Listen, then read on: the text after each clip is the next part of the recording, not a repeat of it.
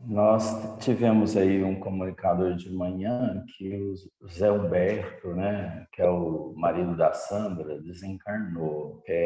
Esse Zé Humberto ele frequentou o Centro Espírito União e Amor muitos anos, parente do Evandro, e ele tá na Universal, tá? Então, quem conheceu ele aí, quem não conheceu, é um amigo nosso muito querido, muito amigo da Casa Espírita. Vamos iniciar. Na semana passada, a gente teve aí as considerações feitas no item Os Mahatmas, né? E ficamos de dar aí uma consideração sobre isso. Então, as considerações que foram feitas pelo Amaro foram bem feitas e bem lembradas, porque realmente a evasão, né, que aconteceu desses que estavam no Ganges para o Oriente, principalmente o Oriente, onde eles se destacaram posteriormente, né, montando as suas manifestações e ficando apenas Mahatmas, ou seja, Mahatma não, o povo e os seus condutores chamados Mahatmas, justamente para as lições grandiosas que vieram fazer aqui, né? Então, só mesmo para a gente destacar que realmente foi importante a consideração do Amaro sobre a questão da evasão, né, desses arianos para o Oriente, né, da Europa, ali na parte da Europa. Alguma consideração a mais sobre esse ponto aqui querem falar? Porque os Mahatmas permaneceram ali, dando as suas lições. Eu não estou dando tempo para eu ler aí. O que está falando aí, gente? Fechei, tá? Para destacar que os Vedas era realmente vamos dizer, o arcabouço doutrinário do hinduísmo, né? Que é aquilo que realmente regia ali o povo. E dentro da história da Índia, a gente vai destacar essa manifestação desse espírito que veio trazer para nós, para eles, né, principalmente, essas lições de Jesus, que na verdade era um espírito iluminado, Vedas, que trouxe essa organização do pensamento para o hinduísmo. E no caso aqui, pela manifestação maior pelos Mahatmas, aqueles que realmente conduziram o seu povo. Bom dia para todos aí que entraram depois. Flávia, Jaque, quem mais? Mais alguns aí. Então, mas é para deixar claro que realmente depois, no futuro, esse povo dos Mahatmas voltaram para o Capela, transformados para aquilo que eles vieram fazer aqui. E esses que ficaram até hoje aí dando problema, né? Para nós, até talvez a gente mesmo criando problema para os outros. Até hoje, os arianos presentes de forma espalhada agora, né? De forma no mundo. Estamos aí todos no mundo espalhando, talvez, discórdias, né? A gente está vendo ainda as resistências da guerra. Então, pode ter origem exatamente nesses que não conseguiram avançar. Correto? Isso aí, Amado. Correto? Correto. Então tá bom. Então vamos para frente. As castas. Quem lê para nós?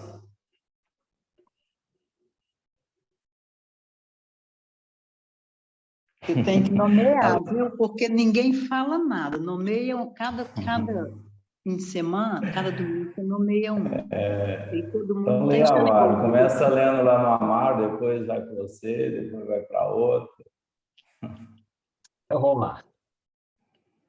O povo hindu, não obstante o seu elevado grau de desenvolvimento nas ciências do espírito, não aproveitou de modo geral, como devia, o seu acervo de experiências sagradas.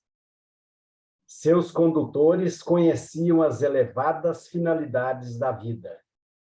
Lembravam-se vagamente das promessas do Senhor, anteriores à sua reencarnação para os trabalhos do penoso degredo. A prova disso é que eles abraçaram todos os grandes missionários do pretérito, vendo neles os avatares do seu Redentor. Vyasa, o instrumento das lições do Cristo 6.000 anos antes do Evangelho, cuja epopeia, em seus mínimos detalhes, foi prevista pelos iniciados hindus alguns milênios antes da organização da Palestina. Krishna, Buda e outros grandes enviados de Jesus ao plano material para a exposição de suas verdades salvadoras foram compreendidos pelo grande povo, sobre cuja fronte derramou o Senhor, em todos os tempos, as claridades divinas do seu amor desvelado e compassivo. Mas como se a questão fosse determinada por um doloroso atavismo psíquico, o povo hindu, não obstante as suas tradições de espiritualidade, deixou crescer no coração o espinho do orgulho, que, aliás, dera motivo ao seu exílio na terra. Em breve, a organização das castas separava suas coletividades para sempre. Essas castas não se constituíam num sentido apenas hierárquico, mas com a significação de uma superioridade orgulhosa e absoluta. As fortes raízes de uma vaidade poderosa dividem os espíritos no campo social e religioso. Os filhos legítimos dos pais dão-se o nome de Árias, designação original de sua raça primitiva, e o seu sistema religioso, de modo geral, chama-se Arya Dharma, que eles afirmam trazer de sua longínqua origem e em cujo seio não existem comunidades especiais ou alteridade centralizadora, senão profunda e maravilhosa liberdade de sentimento. Então, vamos lá, gente. Castas. As castas. O que vocês conhecem sobre as castas da Índia? O que nós podemos falar sobre as castas? Elas existem até hoje ou elas deixam de existir? Isso era coisa do passado? E o que é uma casta? O que é uma casta? Vou levantar com vocês aí para dar também um norte, né? E, na verdade, elas casta. não só na Índia, Já que o Brasil tem casta. Elas foram transferidas para todo o planeta. E eu acredito que onde existe um ariano orgulhoso, egoísta, aí ele trata de levar os seus amiguinhos para estarem com ele, né? Então, e ali ele vai criando os seus guetos. Então, O preconceito racial tá ligado a uma forma de casta? Com certeza. Preconceito. E o que deveria existir? A igualdade. Então, a partir do momento que todos nós tivemos essa consciência de que somos todos filhos do mesmo Pai, não tem por que eu achar que sou melhor do que um outro. Mas o que, principalmente esses arianos aqui, os que vieram para cá, então eles trouxeram essa característica e aqui implementaram, ao invés de dividir, de procurar se corrigir e crescer moralmente, eles aproveitaram a oportunidade, se instalaram e instalaram com eles as suas, digamos assim, as suas características pessoais negativas, né? Então, será que isso é uma coisa natural, Amaro? Por exemplo, se não tivéssemos a presença dos capelinos entre nós, será que os aborígenes, ou os originais da Terra, também caminhariam para esse lado de preconceito? Será que isso foi implantado só por eles? Isso aí seria algo de um estágio, assim, vamos dizer, imperfeito do ser? Será que todo ser passaria por isso? Daniel, tá certo que eu não conheço quase nada dos nossos indígenas, por exemplo, mas pelo que eu já vi, assim, entre eles existem, lógico, os pachás, os chefes das tribos, mas pelo menos eu nunca li nada assim que demonstrasse tanta arrogância igual tem esses arianos, esses prepotentes mesmo. Então, eu acho que naturalmente alguns vão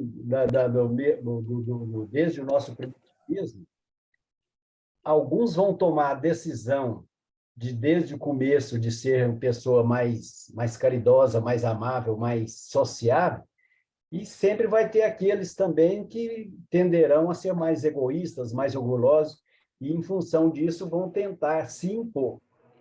Mas eu acho que os arianos, com a sede, o conhecimento que eles já tinham e a vontade de se sobreporem sobre os outros, eles acabaram incentivando de uma forma assim tão acentuada esse orgulho, essa prepotência, essa arrogância, que como a gente gosta de ser arrogante, de ser prepotente também, então a gente aproveita e vai no embalo, né? Ou seja, nesse ponto aí, eu acredito que eles deram uma contribuição muito positiva, assim, positiva é lógico, né?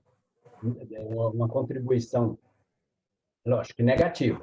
Porque como a gente gosta Negativo é por positivo. Estimular. Para eles se imporem e se prevalecerem, né? Então, como a gente gosta também de dar uma de chefinho, de ser digamos assim, um bom da boca, então a gente aproveita o exemplo deles e, opa, esse troço aqui é bom. Eu acho que é o que tem acontecido, né, principalmente nesse momento de transição, porque como o próprio Cristo disse, os mornos serão vomitados. Então, se eu sou um cara que estou em cima do muro e vejo um cara orgulhoso, prepotente, egoísta, e aquilo me agrada, então o que eu vou fazer? Eu vou descer do muro e vou descer para o lado dele. Então, acho que nesse sentido eles têm contribuído muito com muita gente para se decidir, para descer do muro. E tem muita gente descendo do muro para o lado do degredo, né? Então, porque a partir do momento que eu desço do muro para o lado do bem, a tendência é que eu permaneça aqui. Agora, se eu desço do muro para o lado desses que continuam orgulhosos, arrogantes, egoístas e grandes líderes, então, a tendência é que a gente vá seguir com eles para um outro degredo. Então, eu acho que a influência deles é muito grande sobre a nossa população. Eu poderia até dizer assim que talvez até a nossa humanidade terrena caminharia para esses mesmos deslizes. Porém, a presença deles antecipou, por exemplo, aí a essa provação, né?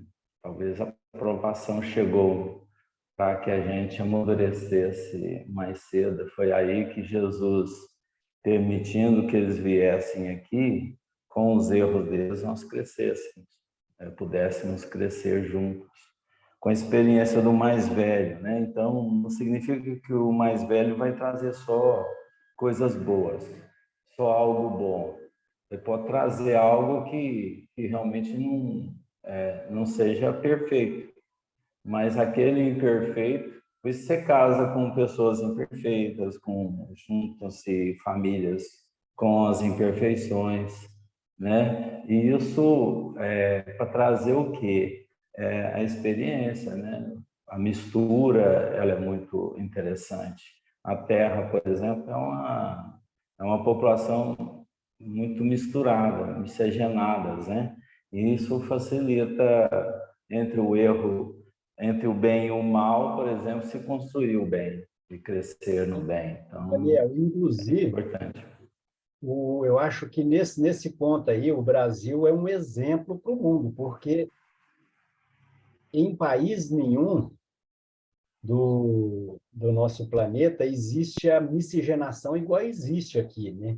Ou seja, apesar da gente ainda ter preconceito racial, preconceito contra tudo e contra todos, mas ainda o Brasil é um país onde essa miscigenação aconteceu naturalmente com os índios, com os negros, com os brancos, ou seja, com os amarelos, ou seja, todo estrangeiro que chega aqui, um japonês chega aqui sendo japonês. Dentro dali na segunda, na terceira geração, ele já não é japonês mais, ou seja, ele já passa a ter a característica do brasileiro, ou seja, é um povo que tem uma característica assim, muito positiva de se misturar.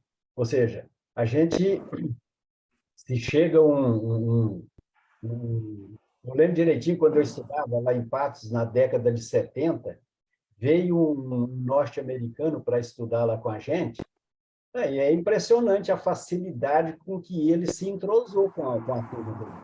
A gente, naturalmente, já tem essa característica de acolher o estranho, né? E Agora americanos,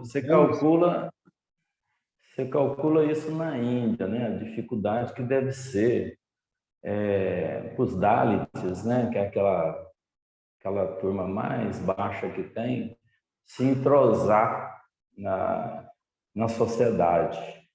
São aqueles que foi causa até da criação daquela novela, né? Caminhos das Índias, né? Então foi temática da novela que os Dalits, eles tinham, assim, teve lá um mocinho que ganhou lá muito dinheiro, mas mesmo assim ele era excluído da sociedade, né? Imagina como é difícil para eles lá, você reencarnar numa situação dessa, em que a vida inteira você vai ser excluído.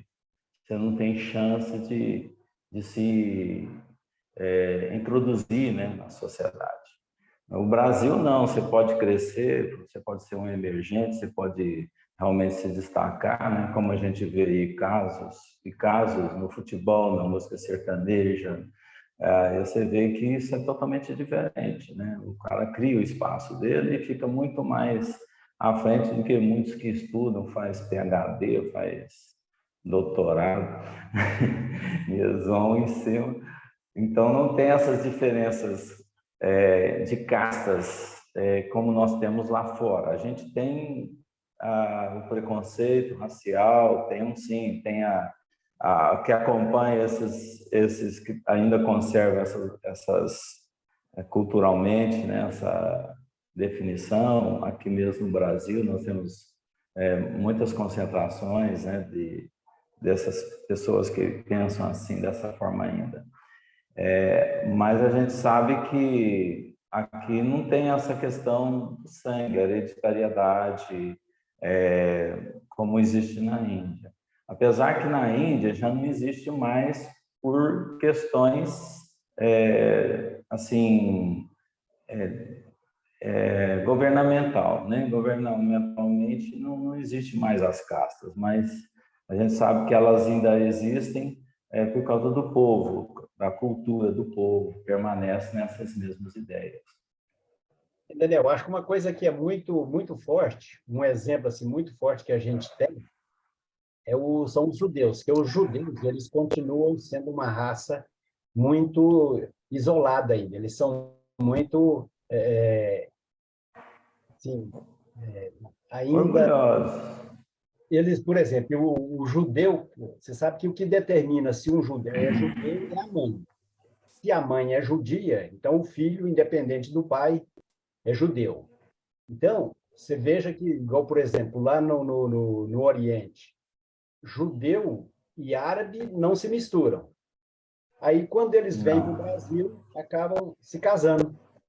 É o que acontece, igual lá na rua, lá esqueci o nome dela ali no Rio, que é uma rua, parece que é Saara, né? O nome dela, da rua onde tem judeus, árabes, ou seja, é uma rua onde todo mundo convive sem discriminação um do outro. O próprio Jorge Elahá é casado com ele é judeu, pais judeus, Uhum. e a esposa dele é árabe. Exato. Então, Verdade. ele mesmo fala que aqui no Brasil é uma coisa impressionante assim a facilidade com que a gente tem para acolher os diferentes. É um E uma magnetismo diferente, né? Isso é uma característica de pátria do Evangelho e coração do mundo, sem dúvida. É verdade. O Fala, Flávia. Amaro, então, eu percebi isso, que uma coisa é a questão governamental, né? Ter ou não preconceito, como que se divide isso socialmente, né? Assim, em cada país.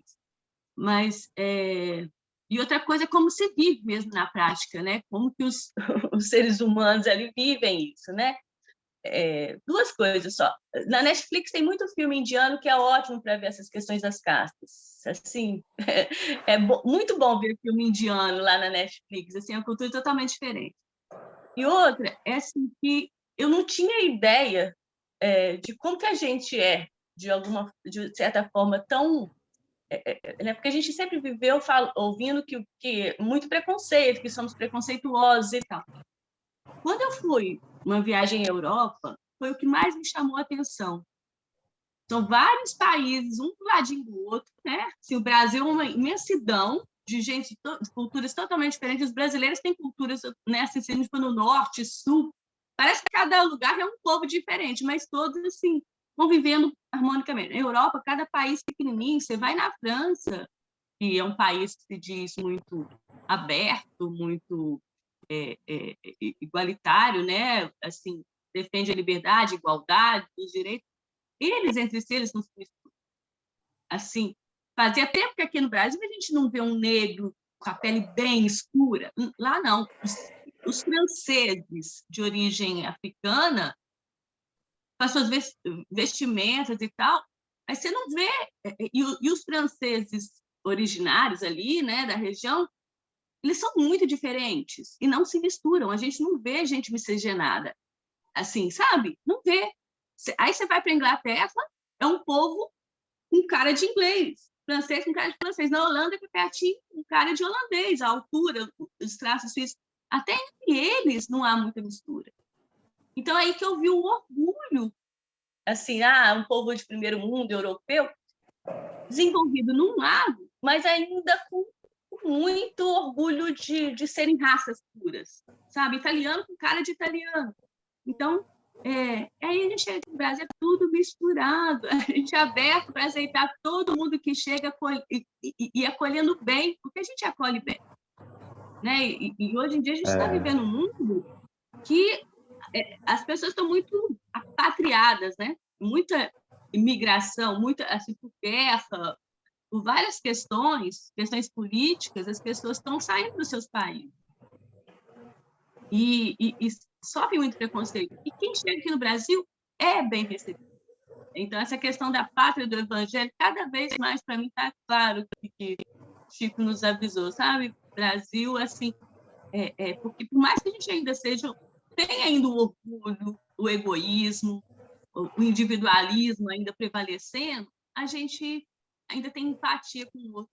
a gente os recebe, a gente, sabe, tem esse lado bondoso se desenvolvendo, sabe, amoroso, de mais de igual, assim, de receber mais de igual para igual, humanidade como um só povo, né? E é a tendência do mundo, mas é complicado, vai ser um processo muito complicado. Aí quando a gente vê, nossa, parece que ainda vai tanto tempo ainda, né? Ou então, pelo que o Daniel falou, que eu esqueço, vão morrer e não vão encarnar mais aqui. Aí vai ser mais rápido um pouquinho. Se a gente for só pela nossa evolução da humanidade, vai ser meio vai longe. demorável. É interessante falar sobre essa questão do preconceito, assim, eu estava ouvindo vocês falarem e eu comecei a lembrar, tive remanescências, assim, de lembranças, que eu não tinha prestado muita atenção, mas a questão da reencarnação me chamou mais atenção quando eu vejo, e isso eu já presenciei várias vezes, eu sou nordestina, e eu nasci numa cultura bem diferente, né, assim, cresci, e aí eu sempre fui muito desatenta em prestar atenção às pessoas, né? Eu sempre aceitei todo mundo e vamos que vamos. E aí eu tenho uns amigos que são negros, a Flavinha falando sobre a pele preta, eu conheço uma pessoa que ela tem a pele bem escura, mas eu não prestava muita atenção quando era criança, não. E ele é preconceituoso com negro, e depois eu comecei a pensar nisso, ele falava aquele preto nojento, e eu não conseguia entender. Depois eu falava, peraí, mas ele é preto também.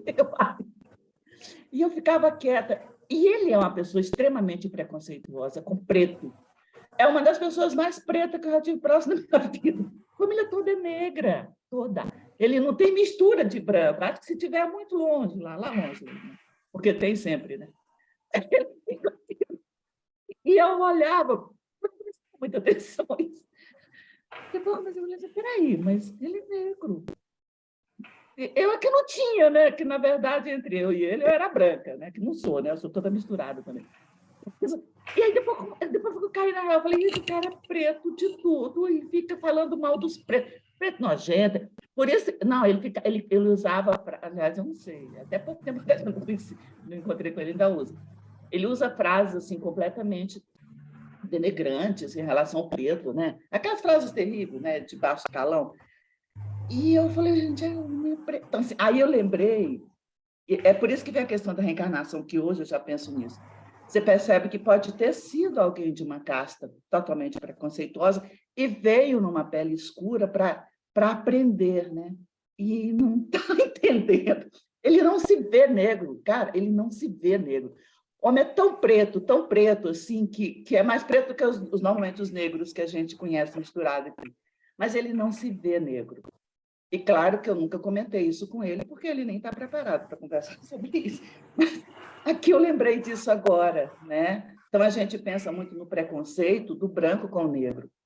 Eles têm preconceito entre si, e aí me vem a questão, né, de uma explicação emocional minha, né, para eu poder aceitá-lo, que aí eu trago a questão reencarnatória. Eu só penso nisso, porque não faz sentido. Assim, se você pensar no momento agora, da encarnação da criatura agora, não faz sentido. O cara está, assim, ele tem descendência africana muito próxima.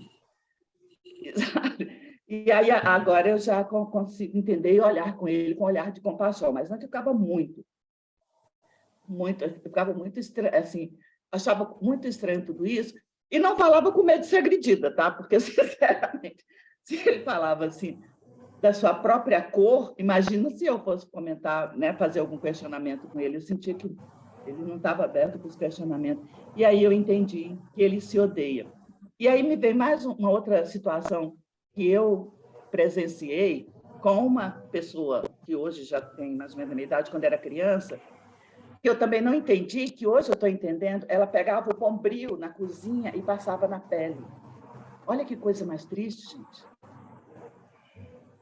Hoje eu converso com ela, que é uma pessoa que eu conheço, e ela fala, hoje ela tem uma pessoa com ela, fez filosofia comigo, ela é uma pessoa mais consciente. Ela fala, Francisca, eu passava o bombril para ficar branca.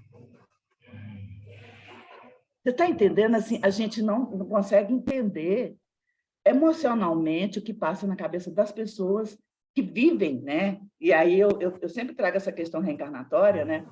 Que precisa viver a experiência para poder conseguir desenvolver o amor em relação ao diferente. Ele vem diferente dele mesmo, então, mas o seu psique ainda está naquela época, né? Foi a única explicação que eu achei. Esses dias eu conversei com ela sobre a questão do bombril. Tomava banho, colocava o bombril na bucha. Não, assim, a esse nível, tá? Esse nível, é um negócio difícil, viu? Nossa, difícil, né? O tal do preconceito, ele nasce de uma cultura ou nasce dentro do ser mesmo de cada um? Isso é um problema individual, é um problema coletivo? Com ele mesmo, a Francisca já deu até a resposta, né? Com ele mesmo. Por quê? Certamente, com as reencarnações, ele reencarnando de formas diferenciadas, ele pôde experimentar. A experiência é muito válida, muito importante passar, né? Daniel, só te cortando um pouquinho, essa minha amiga, que ela fala do Bombril, né? Quando ela era menina, que hoje ela é uma pessoa que, né, luta, né, contra as questões raciais e tudo, mas ela coloca a culpa, tipo assim, ela fala que isso é a culpa do racismo estrutural do outro. Ela não consegue se auto-perceber como racista de si mesma, entendeu? O outro que é o culpado. Isso é importante a gente observar, porque a dor dela, a culpa é do outro. E ela fala isso com toda sinceridade. Agora, hoje, inclusive, o que motivou ela hoje, tá, nessas questões, que eu acho até muito exagerado, né, porque ela termina também sendo racista do branco, né, e aí termina, né, não tem um equilíbrio, ou é um lado ou é outro, que também não é assim, né? Mas ela coloca a culpa no outro, e eu fico quieta porque hoje eu já penso diferente, e não vale a pena você fazer essa discussão com quem tem essa mentalidade. Mas para completar... Pode falar, Fábio. Não, é só assim, o Daniel perguntou se é individual, se é cultural. Eu estava pensando justamente isso, tá? Tem uma origem, pode ter uma origem individual, mas também culturalmente, socialmente, politicamente, isso de uma certa forma é exacerbado, quando se separa mais ainda, quando se divide mais. Eu lembrei quando meu filho mudou o ensino médio lá para ver a questão de cotas e tal, seu vestibular, você tinha de fazer a inscrição dele no 3º ano, lá, renovar a matrícula na escola, perguntaram assim, e qual que é a cor dele? Amarelo, branco, pardo, negro. Eu falei assim, você vai querer em porcentagem? Em porcentagem, porque tem índio, tem negro, meu filho é bem moreninho, assim, tem origem indígena também, tem branco, tem árabe. Você vai querer que em porcentagem? Como que eu vou classificar meu filho? Eu coloco indefinido, Flávia. Sempre que me perguntaram isso, eu escrevo abaixo, indefinido. Não tem a opção, mas eu escrevo. Porque é isso. Então, às vezes, politicamente, até é exacerbado. Eu acho que tem que ter uma regulação política mesmo, mais igualitária e tal. Uma política que realmente diminua essas diferenças assim, sociais, né? Assim, econômicas. Mas não pode ser em função de raça. Eu acho que só aumenta ainda a questão do preconceito. É uma opinião particular. Mas sabe o que eu acho muito bonito? Agora eu vou falar assim, com conhecimento de causa, de quem sofreu bullying na escola, por ser diferente, por ter nariz grande, por ser pequena, né, por ter características peculiares, né? Eu nunca fui de misturar com coleguinha, nunca fui de ter panelinha dentro de sala de aula. Então, eu sofri muito bullying dentro da escola. E eu vejo muito essa questão de preconceito, discriminação, preconceito estrutural, esses negócios que inventaram para culpar alguém, exatamente isso, como tentativa de culpar alguém por um problema aqui dentro. O que é o preconceito a não ser uma tentativa de ofender alguém? E a ofensa, ela é o quê? Ela ganha o tamanho que a gente dá para ela. Então, assim, se eu me senti ofendida porque alguém me chamou de loira burra quando eu era loira, agora eu tô morena. Mas quando eu era loira, me chamavam muito de loira burra, os caras acabam xingando a gente no trânsito, e fora outras inúmeras situações, inclusive no trabalho mesmo. Então, assim, o que que é isso? É preconceito com a mulher, com a loira, com quem tem nariz grande, meu nariz é imenso, sempre foi, desde pequenininha. Então, assim, eu sofri muito bullying também. Mas o problema estava onde? Aqui. Nunca dei moral, nunca tô nem aí. Agora, todo mundo que eu vejo assim, nossa, sofri bullying na escola, não sei o quê, vira aquele sofrimento, aquela coisa maçante, amassar a barra, aquilo ali, remoendo. O que eu vejo? A pessoa, ela pegou a ofensa que ela recebeu e deu o tamanho que ela quis. Ela quis se colocar na posição de vítima. Então, ela vai se colocar na posição de vítima da sociedade, ela vai se colocar na posição de vítima da escola, de vítima da minha casa, coitadinha, minha mãe me faz empregada. Ah, a minha mãe acha que eu tenho obrigação de fazer tudo para ela. Ah, o meu coleguinha me chamou de cabelo ruim. Então, assim, é tudo questão individual nossa. Não adianta a gente querer culpar. Vamos culpar o governo porque partiu a sociedade no meio e colocou questão de cotas. Eu também acho horroroso essa questão de cotas. É xingar um de burro e o outro de idiota, né? Isso, para mim, é mais do que absurdo. Mas vamos lá. Colocar a cota social. Eu concordo que tem que pôr uma cota social, porque a pessoa que é pobre, ela não tem acesso ao ensino de qualidade que eu tive, por exemplo. Uma pessoa que é pobre, ela às vezes ela tem vontade de estudar, tem vontade de conhecer, de ter acesso a livros que ela não tem condição de pagar. Então, beleza, eu acho que tem que existir sim uma questão de cota social, mas agora você falar para mim que tem que ter cota racial, aí é você chamar um de preto e o outro de burro, né? Porque aí o burro é aquele que está engolindo a cota racial. E você está chamando o outro de preto porque ele é preto. Você entendeu? Tipo assim, não faz sentido. E aí a gente volta lá naquela questão da ofensa, né? Da ofensa com o preconceito. Achei bacana o exemplo da Francisca, que o amigo dela tem preconceito com ele mesmo. Isso acontece demais, demais, demais. Tem negro, você não pode falar assim, nossa, olha que legal aqui, essa carteira, ela é preta. Você não pode falar isso, que vira briga. Então, assim, isso partiu de dentro de quem? Eu falei, nossa, uma carteira preta, ela é bonita. Isso partiu de dentro de quem? Dele. Não foi de mim. Não foi a minha intenção falar assim, nossa, essa carteira é bonita porque ela é preta. Não.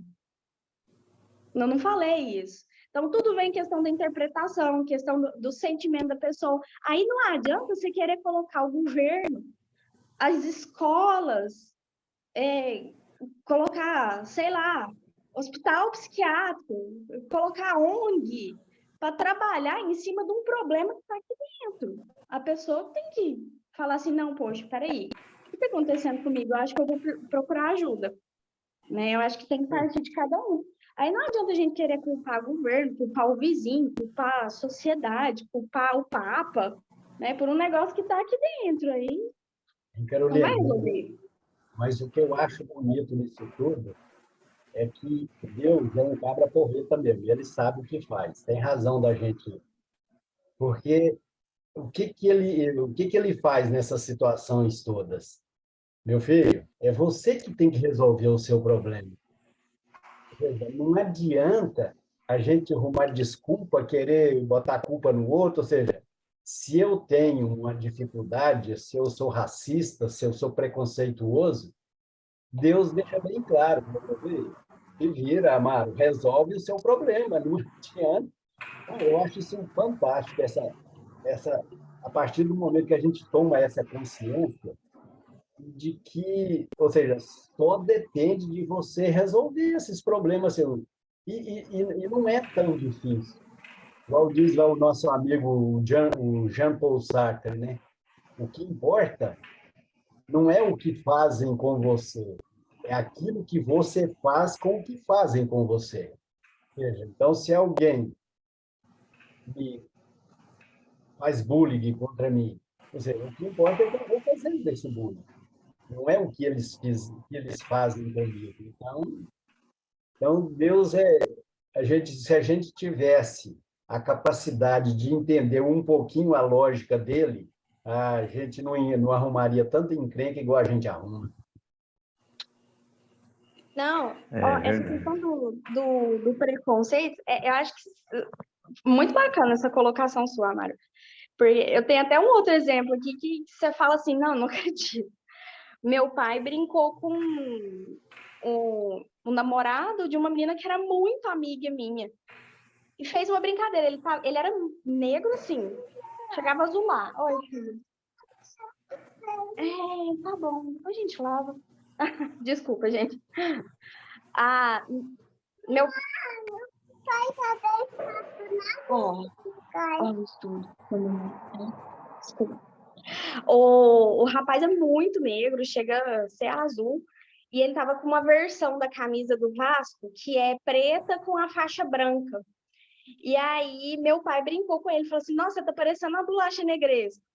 Tipo assim, brincadeira, de boa, tranquilão, não tava pensando em maldade nem nada, não queria ofender, só tava meio bêbado e falou zoando, né? Pra quê? A menina me xingou, ela acabou comigo, foi fazer fofoca para Deus e o mundo, que meu pai é preconceituoso. E aí a gente foi no casamento, tipo assim, uma semana depois, e lá no casamento, nossa, vocês verem o que eles aprontaram comigo lá no casamento, por conta de uma brincadeira, e que ela ficou ofendida, porque o rapaz estava cagando e andando, ele rachou o bico e ficou de boa. Ele viu que foi uma brincadeira e tal, mas a menina ficou dolorida. Então, assim, o que eu posso fazer com aquilo que está aqui dentro da sua cabeça? Eu não controlo a sua cabeça. Eu sou responsável pelo que eu falo e pelo que eu faço, não pelo que você entende. Nós estamos pisando em ovos, né? Estamos caminhando. Se você matar uma formiga, hoje você tem que ficar atento. Pode estar alguém vendo e te condenar por isso, né? Então, não é só na área do racismo, mas a gente está numa fase de, vamos dizer assim, de auto se ver, né? De nos vermos, porque o nosso ato, nossa correção, eu acho que é um momento muito oportuno, né? Com relação ao outro, porque sabemos que as diferenças raciais, elas existem por questões reencarnatórias, por questões hereditárias, né?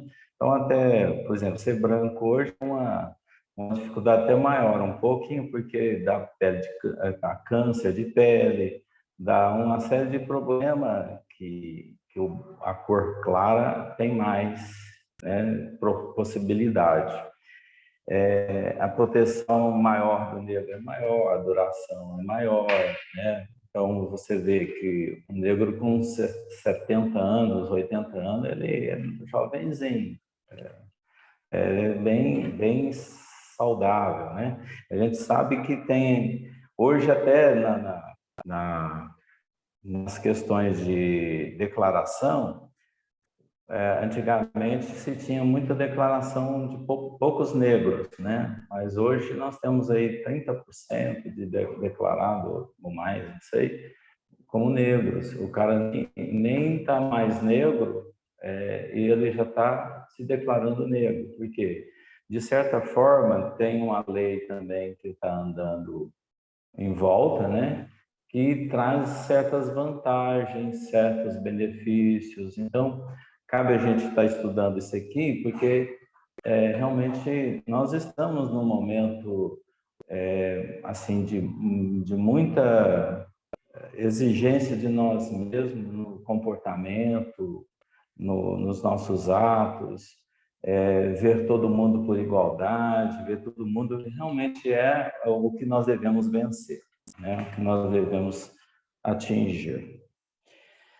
Vamos lá, as castas, né? O povo hindu não obstante o seu elevado grau de desenvolvimento na ciência do espírito, não aproveitou de modo geral como devia o seu acervo de experiência sagrada. Então, a gente vê que ele, mesmo sendo elevado, o desenvolvimento nas ciências do espírito, ele não cumpriu, de modo geral, aquelas experiências que Jesus colocou para eles aqui na Terra. Isso não foi tão aproveitado. Vieram para cá, mas não aproveitaram muito, não. Mas sigamos aí. Lê para nós aí novamente, amado, os seus condutores conheciam. Seus condutores conheciam as elevadas finalidades da vida.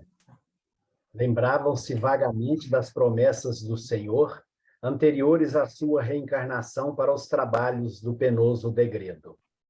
E aí? Vamos parando aí, amado. Agora.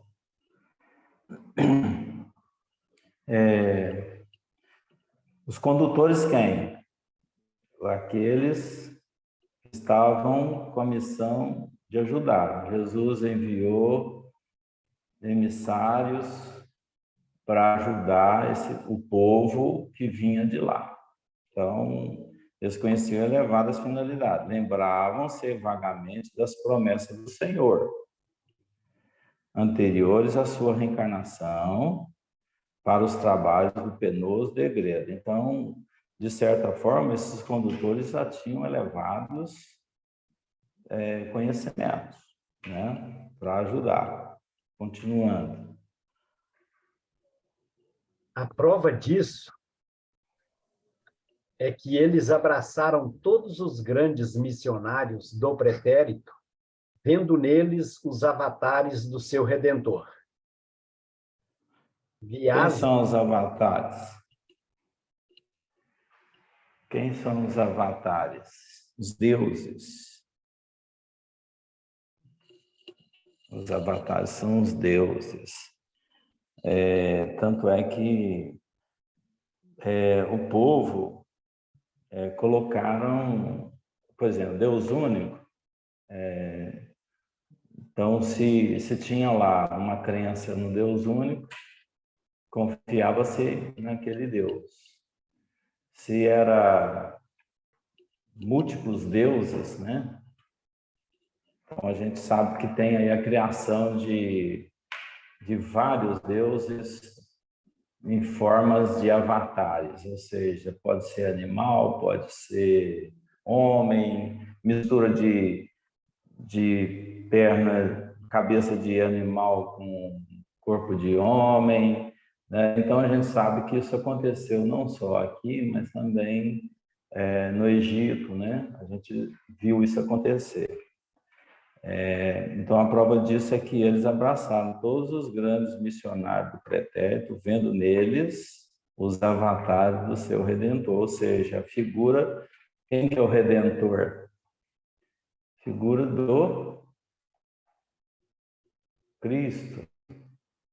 Cristo já estava nessa história, né? Então, como ele já tinha preparado lá em Capela, ele que daria todo o suporte aqui na Terra, impregnado nas mentes desses que vieram de lá, o Cristo era o foco principal, era o centro de tudo. Mas, chegando aqui, a gente tinha o quê? Expressões diversas para traduzir essa ligação com o maior, com o Pai, né? O Pai ou Cristo, né? O representante. Alguma informação mais, gente? Vai falando também. Estou falando, mas está todo mundo falando. Pode continuar. Vyasa foi instrumento das lições do Cristo 6.000 anos antes do Evangelho, cuja epopeia, em seus mínimos detalhes, foi prevista pelos iniciados hindus alguns milênios antes da organização da Palestina. Quem que é o Vyasa? Quem que é o Vyasa? Eu não sei É o quem. Krishna. É o Krishna. O Krishna foi depois. É o Veda. Veda Vyasa. É um É o deus Veda. Veda, né? É o Veda Vyasa, quem fez anotações do Vedas. É porque o Krishna foi depois, né? Interessante que eu Krishna estava depois. olhando aqui, ele tinha a pele escura, né? Ele era Veda, ele é Vyasa porque ele tinha uma pele escura. E ele era, né? Ele tinha todo o direcionamento do Cristo sem saber do Cristo. Né? Eu fui dar uma olhada rapidamente na história dele.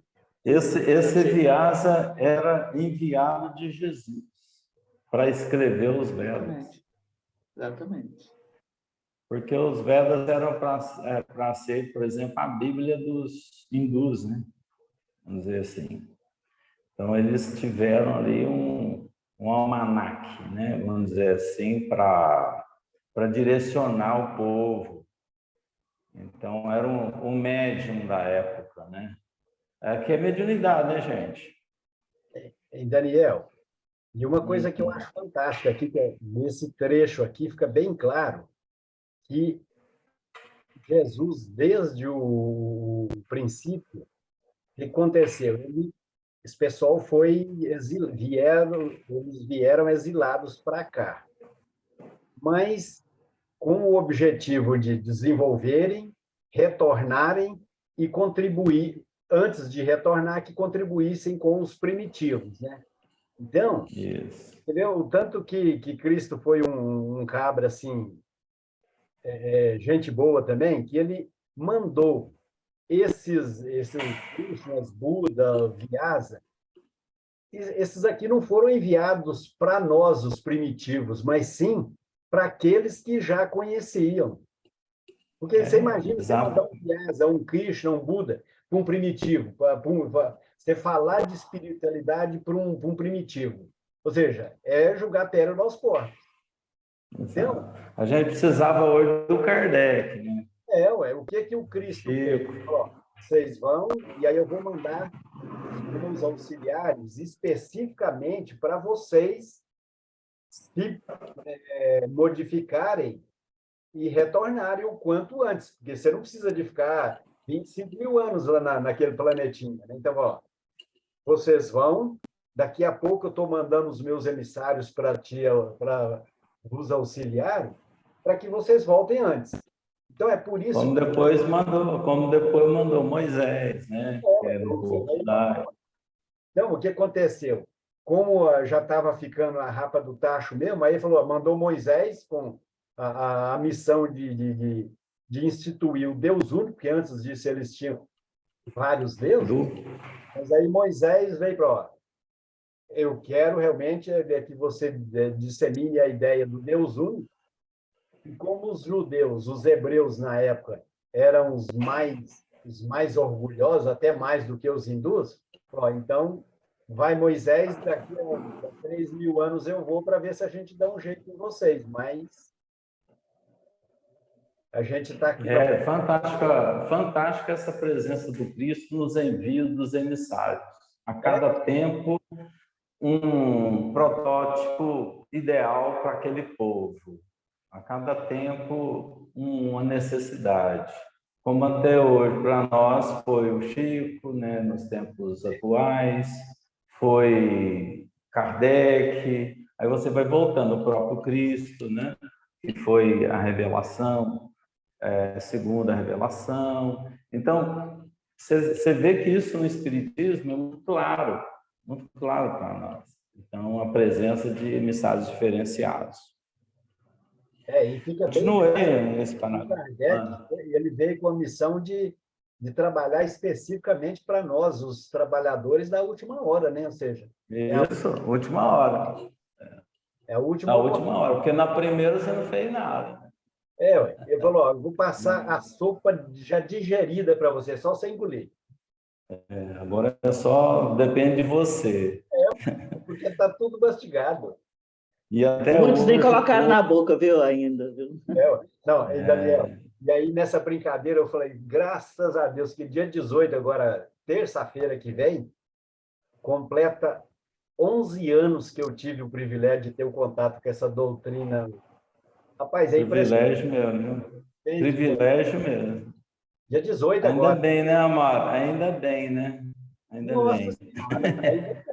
Você tem que agradecer Na muito. teoria, hoje eu sei alguma coisa. A prática ainda deixa muito a desejar, mas já não Você vou... está construindo. Vai fazer 11 anos, então. Continua esse primeiro parágrafo aí, só para a gente finalizar aqui. Vamos lá. Krishna, Buda e outros grandes enviados de Jesus ao plano material para exposição de suas verdades salvadoras foram compreendidos pelo grande povo sobre cuja fronte derramou o Senhor, em todos os tempos, as claridades divinas do seu amor desvelado e compassivo. Mas, como se a questão fosse determinada por um doloroso atavismo psíquico, o povo hindu, não obstante as suas tradições de espiritualidade, deixou crescer no coração o espinho do orgulho, que, aliás, dera motivo ao seu exílio na Terra. Mesmo com tudo na mão, o que aconteceu? Espinho do orgulho. A gente. Nós pegamos essa mania aí, né? Nós pegamos essa mania. O orgulho. Esse orgulho é o que trouxe eles todos para cá e ainda persistiram. Daniel, acho que não só pegamos, ajudamos a disseminar, o que é pior. Pior é isso, né? A gente está realmente disseminando. Esse é o problema maior. Mas o Como orgulho, é que é a frase insana? A frase mais insana que eu já ouvi é: eu tenho orgulho de ser orgulhosa. Essa é. O orgulho é o que destrói muito, gente. É o que faz a gente ficar. É o que faz a gente não ir, né? Então, é o que permanece você no tempo. E é o que firma você no passado, o orgulho. Então, se sairmos dele, a gente vence muita coisa e consegue avançar muito mais rápido na nossa espiritualização. Por isso que a Terra ainda não está espiritualizada, por causa do orgulho. O egoísmo, claro, né, está junto ali, mas o orgulho ele é muito forte. Mas eu acho que mais insana do que essa, ô Francisca, eu tenho orgulho de ser humilde. Essa é uma sátira. Uma sátira. Então, gente, vamos lá no futuro aí, a semana que vem, a gente continua nessa mesma parte e avançamos aí para os rajás e os párias. E em face de Jesus, de repente, a gente conclui essa parte aqui. Eu acho que dá para concluir, sim. Tá? Então, muito obrigado. Até a semana que vem. Todo mundo, um beijo no coração. Um abraço. Fiquem com Deus. Boa semana para todo mundo. Ó, beijos na Bom alma. domingo para vocês. Bom domingo, boa semana para todo mundo. Tchau, bom domingo para todo mundo. Abraço. Bom dia, bom Boa domingo. semana.